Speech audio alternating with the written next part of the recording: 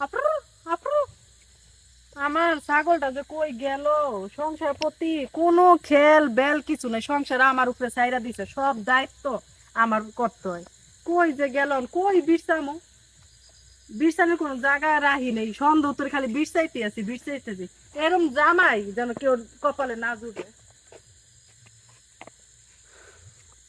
আপরু আপরু আমার আমার সংসার, হ্যারও তো সংসার আমারও তো সংসার।